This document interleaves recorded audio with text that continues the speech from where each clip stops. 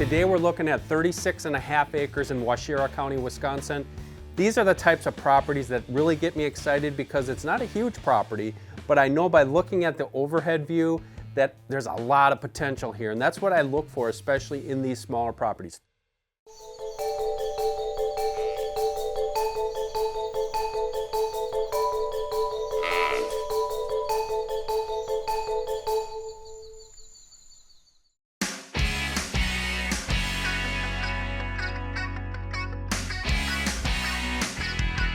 Welcome to the Whitetail Property Playbook. Today we're looking at 36.5 acres in Waushara County, Wisconsin. These are the types of properties that really get me excited because it's not a huge property, but I know by looking at the overhead view that there's a lot of potential here, and that's what I look for, especially in these smaller properties. 36.5 acres.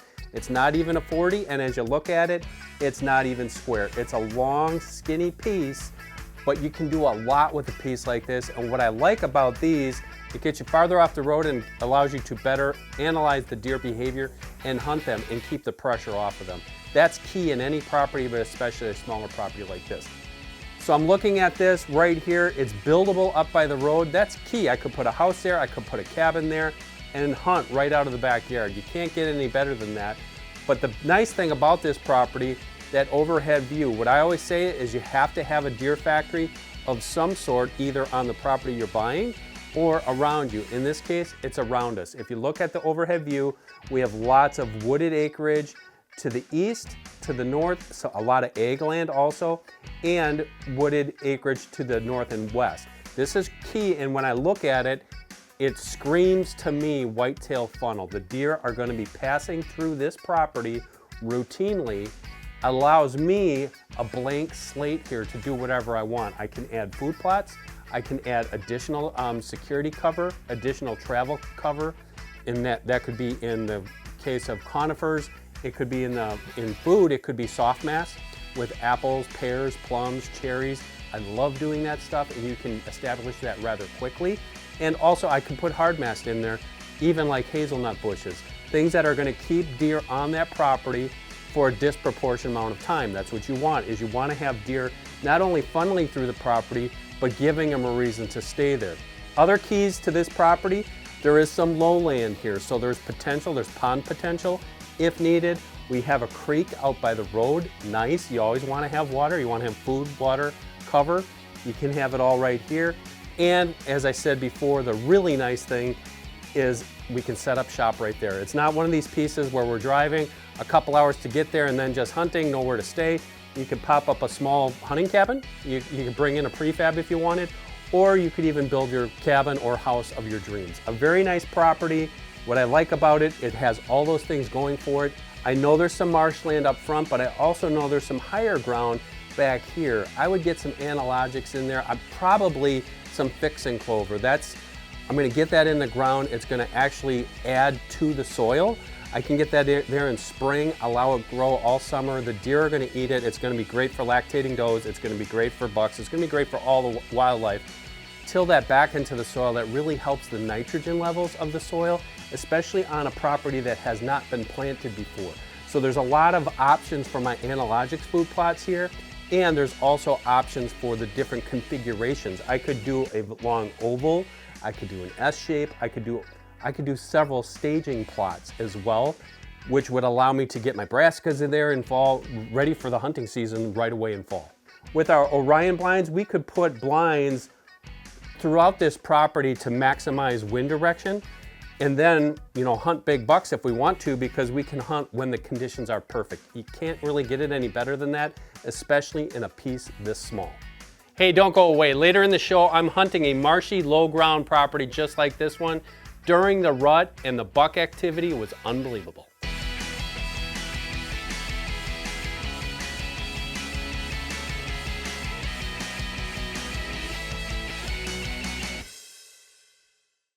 Deer and Deer Hunting Properties is brought to you by Analogics, perfecting the science of deer feed. Ready to harvest a giant? Let Analogics help you attract, hold, pattern, and grow trophy bucks. Analogics, because there is no off-season.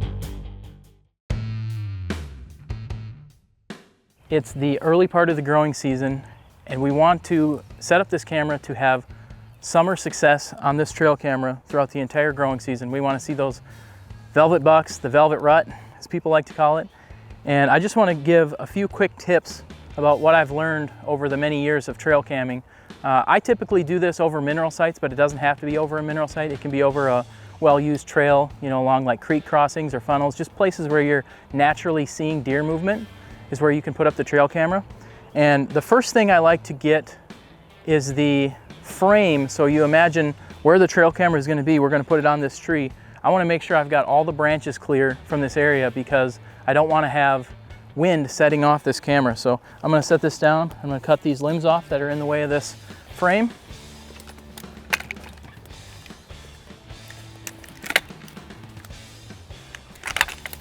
Okay, so now we've got a good opening here on this trail.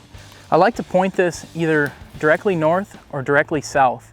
And that way you don't get a lot of sun exposure. If you face it east or west, when that's rising or setting, you get a lot of sun glare hitting the camera lens. So if I've got a spot that I can keep it north or south, that's what I'm going to target.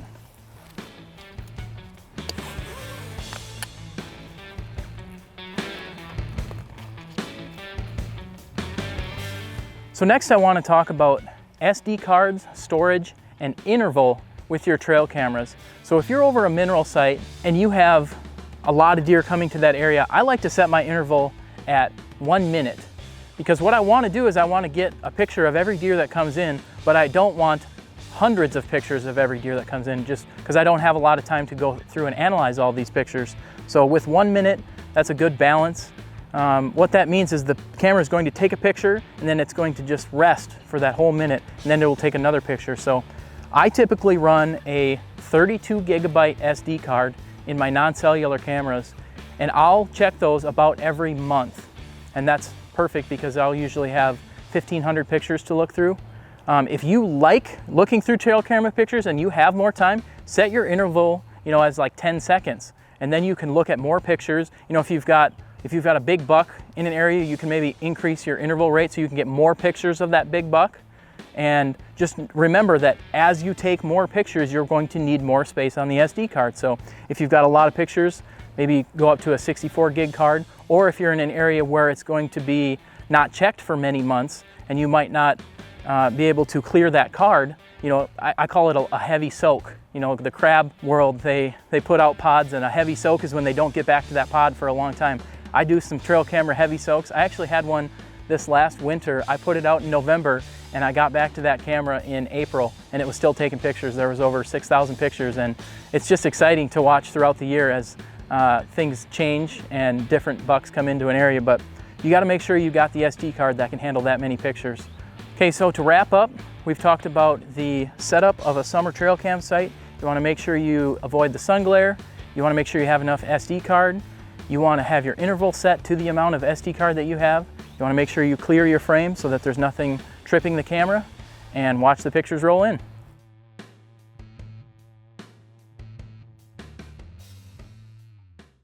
Hey, it's Jason Rickman with DDH Properties. In the next segment, we're going to talk about what are the best strategies to selling your hunting land. You're watching Deer and Deer Hunting Properties. Deer and Deer Hunting Properties is brought to you by Orion Hunting Products. Engineered for stealth and safety, Orion's modular, lightweight design allows you to set up camp anywhere you want to hunt. No heavy equipment, no problem. Orion Hunting Products. Hi, I'm Jason Rickman with Deer and Deer Hunting Properties. Today I'm going to talk about some strategies for as a seller to get the best dollar for their property. Number one, a lot of sellers kind of get trapped by a realtor listing their property, and they put a price on there and they get an offer right away and they take it. A lot of times your best offer would have came after that. So what I like to do with my sellers and my own personal properties when I've sold them is always give a nice window for showings. So typically 5 to 7 day showing period of when I make the listing live to when I accept offers. And what that does is allows everybody on their different schedules from different areas in the United States and maybe surrounding areas to come and take a look at your property. If I just take one person's opinion, a lot of times that is the wrong opinion. So what I do, and for example, I had a client once that we did this 7-day window period. They got an offer right away and they tried to make us look at the offer right away, even though we explained we're gonna take a look at the offers after 7 days. That same buyer gave us an offer at the first day, ended up changing their offer $50,000 more because they knew they would be bidding against other people. Perfect example of why we do that, right? So if we have people that can come on a Thursday or Friday, but they can't come on a weekend or vice versa, this allows everybody to see your property. And when they have that sense of urgency, it creates leverage for the seller. And when I'm a seller or I'm working with a seller, I want to create that leverage for them. And so if we have 4 or 5 people making offers versus 1, it's always going to be the best interest for the seller. A couple other things we can do to get max dollar for that seller is just like a house, right? Everybody's heard of staging your house. Staging your property is just as important. So, especially if it's a property in a hard to sell area or a hard to sell type of property, staging is extremely beneficial. And what do I mean by staging? A couple things. Number one, we want to make sure that we have good stands, tree stands, and bow and gun, and in placements, right? And have those travel corridors for us as a hunter to be able to get in and out without the deer detecting us. Also, we want to make sure the deer have some good travel corridors. So that's very important, along with, if we have some ag, to have those food plots established so that they can see that. So that when a buyer comes through, the less work they have, the better off it is for the seller, because they can see, they can move right in and just start hunting. Probably one of the most important things is having good pictures along with great drone work. And not only that drone pictures, but drone videos, so that a buyer from 4 states away can see exactly how this property lays out, along with some boundary lines so that they can see that. Those are very important for people then when aren't close, but they still want to make an offer on that property. Along with some tours and videos along with your agent. At Deer Hunting Properties, our agents all will do a tour for our clients so that buyers from across the United States can see them. And we'll point out those little things about the mature trees and the eggs that's already either set up with food plots or the possibilities, along with the water sources that are either there or what we could put in and establish. So those are extremely important parts of listing a land that will get you that max dollar that maybe the average realtor might just put a yard sign up and say, hey, it's for sale, right? So from my experience of selling, I come from a seller's perspective. I've sold over 300 acres of my own personal properties. So whether it was 18 acres or over 200 acres of land, I've sold it on my own personal side. And so I can really give that seller a perspective, where a lot of agents can't do that. I can tell them, hey, I've been in your shoes. This is what I've done. Here's what we need to change, or here's what we don't need to change. This is a really good offer. So I think that personal touch that I can give our sellers is very important. Along with the agents that work with us, they all have their own experiences, but they can also rely on the experiences that I've been able to be a part of. And I think that's what sets us apart at Deer Hunting Properties that a lot of agents can't give you. Coming up next on Deer Hunting Properties, Dan shows us how it's done. You're watching Deer Hunting Properties. All right, it's our first sit here in Nebraska. This is going to be a good night, I believe. We just came in here. The bucks are rutting really hard. There's does coming into estrus, and it seems we've been watching this all morning. We got in late last night, had to sight in my rifle. I didn't want to go hunting without sighting my rifle. It's dead on. But these bucks are holding these does up in these various little wood lots. They're very small, just these little pockets of woods. And every now and then you're going to see a doe come squirting out of there and a buck's on her tail. It's cold, it's 30 degrees, but some really great action. And you don't get to experience this too many places in the country where you have running bucks and you have a rifle season. So we're feeling pretty confident about today.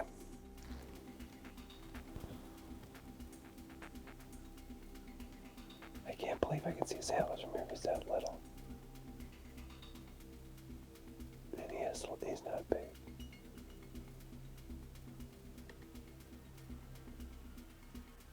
Yeah, I think that's a good buck. He's coming up to that barbed wire fence.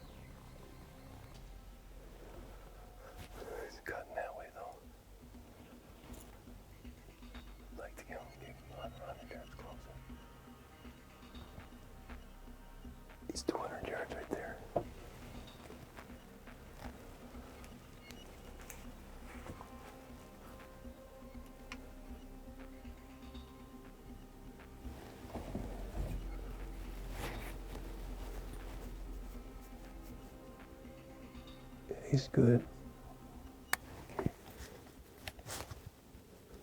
You got him? We got him. Stand. We've been in the stand, I think, less than an hour. We've been here for 1 hour. We're tagged out in Nebraska. This was really awesome. It's November 10th, opening day of Nebraska gun season. And we've been seeing rutting activity all day. Now, we got in late last night. Our flight was canceled. We were snowed out in Minneapolis. We had to drive all the way. It was like 10 hours. And we got in late. And I do not like going hunting with a gun when I travel if I haven't been able to sight it after I fly. And we shot today. I had to adjust it a little bit. It put him down right on the spot. Yes.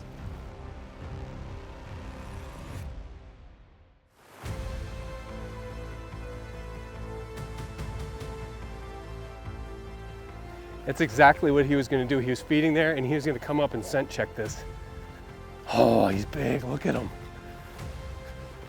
What a body on him. Oh my gosh, look at the brow tines.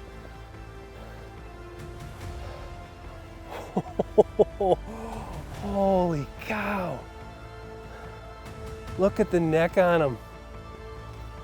Oh, he's a beautiful buck. You can't script any of this.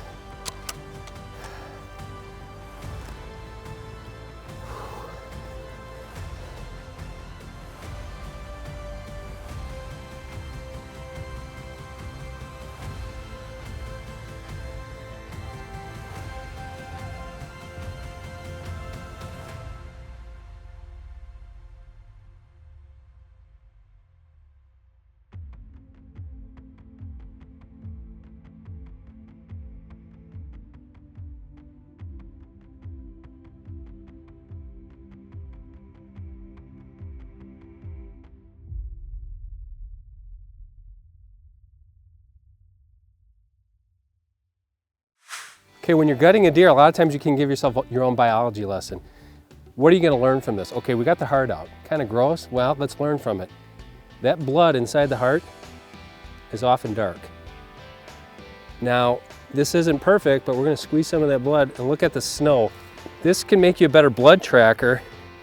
If you think you hit the heart and you got really dark blood, chances are you hit the heart, but it's gonna give you another indicator as to what that blood might look like once it hits the ground.